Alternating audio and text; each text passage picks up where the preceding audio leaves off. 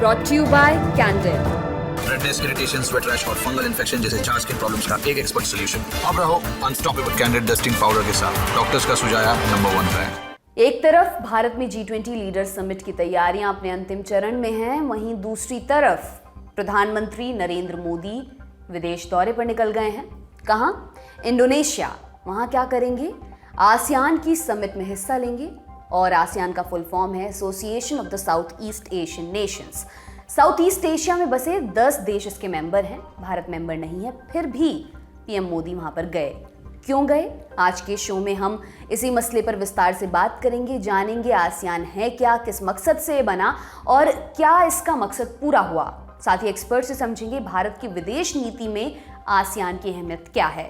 नमस्ते, मेरा नाम दिव्यांशी समराव है। आप देखना शुरू कर चुके हैं लल्लन टॉप का अंतर्राष्ट्रीय प्रसंगों से जुड़ा रोजाना का कार्यक्रम दुनियादारी, जहां आज कहानी आसियान की। साल 1945 दूसरा विश्व युद्ध खत्म होने के बाद 2 महाशक्तियां उभरी, अमेरिका और सोवियत संघ। दोनों खुद को पूरी दुनिया का रहनुमा मानते थे। उन्हें लगता था दुनिया हमारे हिसाब से चलनी चाहिए। इसके लिए संघर्ष शुरू हुआ जो कोल्ड वॉर में बदल गया।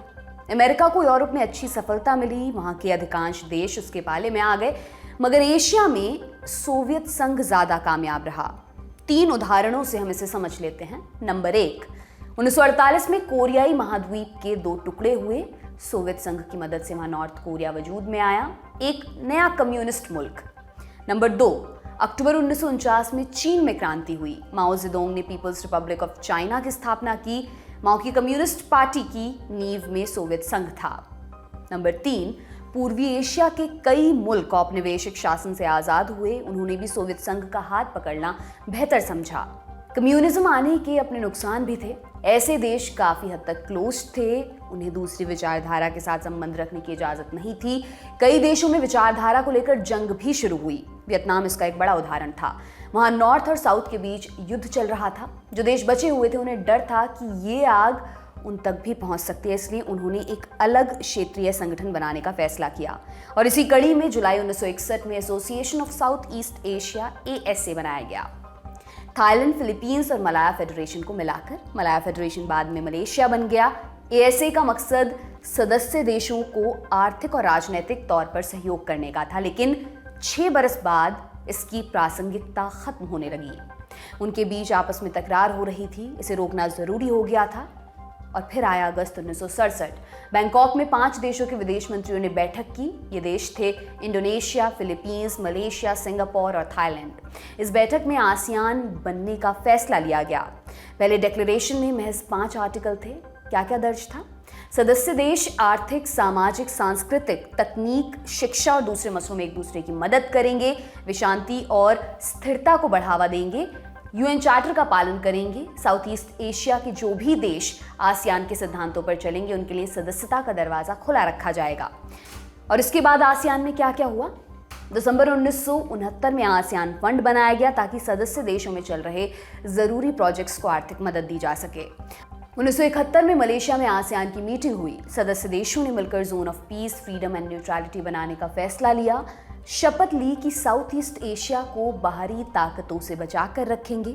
विदेशी ताकतों के दखल से साथ मिलकर निपटा जाएगा। 1975 में वियतनाम वॉर खत्म हो गया। इसमें अमेरिका की हार हुई। इससे पूरे इलाके की राजनीति बदल गई और भी देशों ने आसियान ज्वाइन करने की इच्छा जताई। 1976 में पहला आसियान समिट इंडोनेशिया के बाली में आयोजित हुआ। इसमें आसियान का मुख्यालय बनाने का फैसला लिया गया, इंडोनेशिया की राजधानी जकार्ता में। यह भी तय हुआ कि यूनाइटेड नेशंस की तर्ज पर एक महासचिव भी नियुक्त किया जाएगा। पहले महासचिव थे हाटोनो डार्सोनो। उन्हें HR डार्सोनो के नाम से भी जाना जाता है। वो इंडोनेशिया की आर्मी में जनरल रह चुके थे। 1984 में आसियान ने पहली बार नए सदस्य को एंट्री दी। ब्रुनेई आसियान का 6ठा सदस्य देश बना। 1995 में वियतनाम, 1997 में लाओस और म्यांमार और 1999 में कंबोडिया आसियान के मेंबर बने। आज के समय में आसियान के 10 देश मेंबर हैं। एक बार इकट्ठे में बता देते हैं। Indonesia, Malaysia, Philippines, Singapore, Thailand, Laos, Myanmar, Cambodia, Brunei और वियतनाम। और कितना अहम है आसियान। आसियान के सदस्य देशों में लगभग 69 करोड़ लोग रहते हैं। ये पूरी दुनिया की आबादी का 8.5% है। आसियान देशों की जीडीपी कुल मिलाकर 3.6 ट्रिलियन डॉलर्स है, भारतीय रुपए में लगभग 300 लाख करोड़ रुपए। आसियान ने 6 देशों के साथ फ्री ट्रेड एग्रीमेंट किया है, इसमें भारत भी शामिल है। आसियान ने 1997 में बैंकॉक से शुरू हुए आर्थिक संकट को टालने में सफलता हासिल की है। सदस्य देशों ने सिंगल मार्केट बनाने के इरादे से भी समझौता किया, इससे विदेशी नीति बढ़ाने में मदद मिली। आसियान के देशों ने कुछ अपवादों को छोड़कर अच्छी आर्थिक तरक्की हासिल की है। सिंगापुर इसका एक बड़ा उदाहरण है। मौजूदा समय में आसियान के सामने क्या चुनौतियां हैं, इस पर भी बात करते हैं। नंबर 1, मतभिन्नता।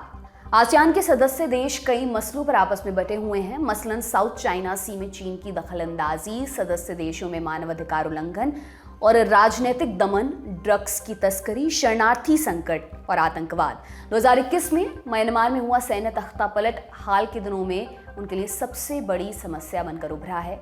2.5 बरस बीतने के बाद भी सेना ने चुनाव की तारीख तय नहीं की। आलोचकों का दमन जारी है, फिर भी आसियान उनके खिलाफ कोई बड़ा फैसला नहीं ले सका है। कंबोडिया, लाओस, वियतनाम और थाईलैंड मिलिट्री हुंटा के करीब है, वो हुंटा को मान्यता देने की मांग कर रहे हैं। इसके बरक्स मलेशिया और इंडोनेशिया म्यांमार को अलग थलग करने के लिए कह रहे हैं। इस बार की समिट 5 सितंबर को जकार्ता में शुरू हुई। पहले दिन म्यांमार से प्रेसिडेंसी छीनने का फैसला लिया गया। आसियान की अध्यक्षता हर साल बदलती रहती है। 2026 में कुर्सी म्यांमार के पास आने वाली थी, लेकिन उससे पहले ही मना हो गया। इसका असर समिट के नतीजे पर दिखाई दे सकता है। नंबर 2, साउथ चाइना सी। आसियान के कई देश साउथ चाइना सी के मुहाने पर हैं। इधर चाइना अपना वर्चस्व बढ़ाना चाहता है। उसने कई दफा सीधे चुनौती देने की कोशिश भी की। हालिया उदाहरण फिलीपींस का है, जब दोनों देशों के नौसैनिक जहाज एक दूसरे के सामने आ गए थे, धमकियां दी गई थी। इसी वजह से ब्रुनेई, इंडोनेशिया, मलेशिया, फिलीपींस और वियतनाम ने मिलिट्री में भारी निवेश किया है, लेकिन बाकी देश उससे दूर हैं। उनके लिए साउथ चाइना सी उतना अहम नहीं है। कंबोडिया जैसे देश चीन के दावे का समर्थन करते हैं, इस वजह से भी आसियान का मकसद पूरा नहीं हो पा रहा है। नंबर 3, ताकतवर देशों की आपसी रंजिश। आसियान देशों में प्रभुत्व बढ़ाने को लेकर चीन और अमेरिका में लंबा संघर्ष रहा है। दोनों आसियान के सबसे बड़े व्यापारिक सहयोगियों में से हैं, लेकिन दोनों देश अपने निजी हितों के लिए अलग अलग मुद्दों पर उलझे हुए हैं। इसका असर आसियान के कामकाज पर भी दिखाई देता है। अब आपको लेकर चलते हैं भारत आसियान संबंधों की तरफ। भारत ने आसियान के साथ 1990 के दशक में रिश्ते स्थापित किए थे। अप्रैल 2015 में भारत ने आसियान के लिए एक अलग राजदूत नियुक्त किया था। मिनिस्ट्री ऑफ कॉमर्स की वेबसाइट पर छपी जानकारी के मुताबिक 2022-23 में आसियान और भारत के बीच लगभग 11 लाख करोड़ का व्यापार हुआ। 2022 में संबंधों का स्तर कॉम्प्रिहेंसिव स्ट्रैटेजिक पार्टनरशिप तक पहुंच गया। ये पार्टनरशिप होने के बाद भारत और आसियान के नेता पहली बार सितंबर 2023 में मिल रहे हैं, जिसके लिए प्रधानमंत्री नरेंद्र मोदी जकार्ता पहुंच रहे हैं। ये दोनों के संबंधों की 30वीं सालगिरह भी है, इसलिए पीएम मोदी का जकार्ता जाना बेहद खास माना जा रहा है। वो आसियान समिट से इतर किसी द्विपक्षीय बैठक में शामिल नहीं होंगे। आपने इतना कुछ जाना, अब चलते हैं एक्सपर्ट कॉर्नर की तरफ। हमने विदेश मामलों के जानकार हर्ष वी पंत से पूछा, G20 समिट से 2 दिन पहले पीएम मोदी का जकार्ता जाना क्या संकेत देता है? आसियान भारत के लिए कितना अहम है? देखिए, आसियान जो है भारत की जो पूरी हिंद प्रशांत की रणनीति है वो आसियान सेंट्रलिटी पर आधारित है और भारत आसियान से जुड़ा हुआ देश है। भारत म्यांमार और थाईलैंड जो ऐसे देश हैं जिनके म्यांमार के साथ भारत की लैंड बाउंड्री है और म्यांमार और थाईलैंड भारत ने जो ऑर्गेनाइजेशन स्टैब्लिश किया है बिम्स्टेक, उसके मेंबर्स हैं। तो भारत ये बार बार दुनिया भर को बताता है कि भारत कोई बाहरी देश नहीं है ईस्ट और साउथ ईस्ट एशिया में। भारत के ऑर्गेनिक लिंक्स हैं इस हिस्से के साथ और वो लिंक्स जो हैं वो सिविलाइजेशनल है, वो पुराने हैं। अगर आप भारत का कल्चर, भारत का इतिहास देखेंगे तो उसमें हमारे ट्रेडिंग रिलेशनशिप्स बहुत सदियों से चल रहे थे साउथ ईस्ट एशिया के साथ और हमारी जो संस्कृति है उसकी छाप इन देशों में देखने को मिलती है। आप इंडोनेशिया चले जाएं, मलेशिया चले जाएं, आप सिंगापुर में तो है ही, उसके अलावा म्यांमार में है, उसके अलावा थाईलैंड में है, उसके अलावा सारे जो देश हैं आसियान के उसमें कल्चरली जो है सांस्कृतिक तौर पर जो कनेक्ट है वो बहुत स्ट्रॉन्ग है। हमने 1990 के बाद इस क्षेत्र को आर्थिक तौर पर देखने की कोशिश करी, आर्थिक लिंकेजेस बढ़ाने की कोशिश करी, लेकिन अब सामरिक तौर पर भी हमारे लिए महत्वपूर्ण बनता जा रहा है क्योंकि जैसा मैंने पहले जिक्र किया कि वहाँ पर यूएस और चाइना के बीच में जो कॉन्टेस्टेशन चल रहा है, जिस तरह से चीन वहां पर अपना प्रभुत्व जमाता जा रहा है और कई ऐसे देश वहां पर हैं जो चाहते हैं कि भारत ज्यादा बड़ा रोल प्ले करे, क्योंकि वो यूएस और चीन के जो बीच में जो तनातनी चल रही है उसमें तीसरे देशों की मदद चाहते हैं। भारत की एक्ट ईस्ट पॉलिसी क्या है और उसमें आसियान की भूमिका क्या है? अपने को आर्थिक तौर पर दुनिया के साथ इंटीग्रेट करने की कोशिश शुरुआत करी। तो उस समय साउथ ईस्ट एशिया और ईस्ट एशिया के देश जो थे वो काफी आगे बढ़ रहे थे आर्थिक तौर पर, और तब के प्रधानमंत्री नरसिम्हा राव ने लुक ईस्ट पॉलिसी बनाई, जिससे कि उन्होंने कहा कि हमको साउथ ईस्ट एशिया और ईस्ट एशिया पर ज्यादा तवज्जो देना चाहिए। आर्थिक तौर पर हम अगर भारत को अच्छा करना है तो इनके साथ ज्यादा हमारी कनेक्टिविटी बढ़नी चाहिए। वो लुक ईस्ट पॉलिसी जिनमें जैसे जैसे स्ट्रेंथ आई, उस लुक ईस्ट पॉलिसी जैसे जैसे आगे बढ़ी, हमारे सामरिक संबंध भी अच्छे होते गए। तो अब पिछले एक दशक से हम लुक ईस्ट को एक्ट ईस्ट में हमने बना लिया है कि वहां पर हम न सिर्फ आर्थिक संबंधों को आगे बढ़ा रहे हैं बल्कि सामरिक और सांस्कृतिक संबंधों को भी आगे बढ़ाने की बात हो रही है और उस तरफ काम किया जा रहा है।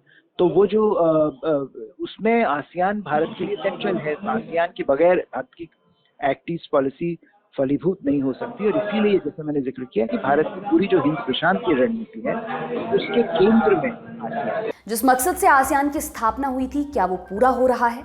देखिए, आसियान बनाया गया था कि जो साउथ ईस्ट एशिया में जो देश हैं जो काफी उथल पुथल से गुजर रहे थे 1960 के आसपास, 60 के दशक के आखिरी हिस्से में, उस समय ये एक परिकल्पना की गई थी कि इन देशों को अगर इकट्ठा करके अगर ये देश साथ आएंगे और जो साझा चुनौतियां हैं उन पर काम करने की कोशिश करेंगे तो उससे एक स्टेबिलिटी भी आएगी रीजन में और इनकी इकोनॉमिक प्रॉस्पेरिटी भी बढ़ेगी। तो उसको देखते हुए अगर हम उस संदर्भ को आगे देखते हैं तो वहाँ से आसियान ने बड़ा लंबा सफर तय किया है, और आज आसियान की ज़्यादातर देश अगर आप देखें तो आसियान के जो क्षेत्र है उसमें एक स्टेबिलिटी बनी रही। वहाँ पे हमने कोई मेजर लड़ाई नहीं देखी, युद्ध नहीं देखा, कॉन्फ्लिक्ट नहीं देखी, और इकोनॉमिक प्रॉस्पेरिटी कई देशों में, आसियान के कई देशों में बहुत इफेक्टिवली आगे बढ़ी। लेकिन आज जो सिचुएशन है वो थोड़ी बदलती हुई नजर आ रही है, क्योंकि आसियान एक डिवाइडेड ऑर्गेनाइजेशन के तौर पर खड़ा दिख रहा है। उसमें से कई देश ऐसे हैं जो अपने आप को चीन के बड़ा करीब पाते हैं, और कई देश ऐसे हैं जो चीन की मुखालफत कर रहे हैं, खासकर जो साउथ चाइना सी में जो मैरीटाइम डिस्प्यूट चल रहा है उसको लेकर।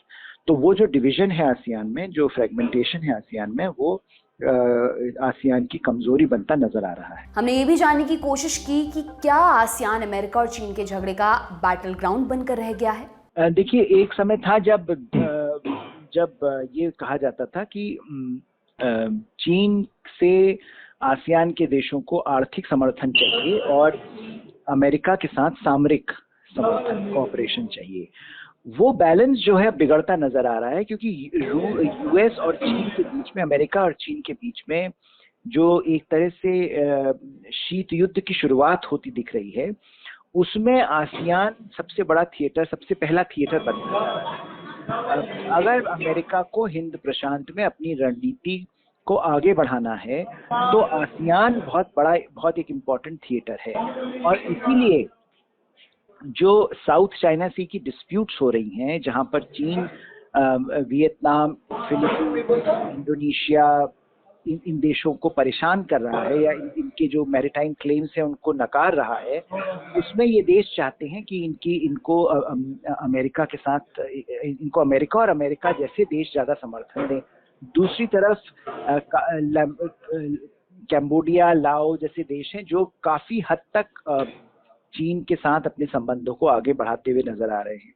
तो वो जो एक डिवीजन है आसियान के अंदर, उसमें हम ये देख रहे हैं कि जो अमेरिका और चीन के बीच जो तनाव चल रहा है उसको आसियान सुलझाने में या उसको मैनेज करने में सफल नहीं हो पा रहा है, क्योंकि वो अंदरूनी तौर पर डिवाइडेड है, और क्योंकि जो उसके जो हिस्से हैं आसियान के, जो देश हैं आसियान के मेंबर स्टेट्स, उनके अलग अलग प्रायोरिटीज हैं।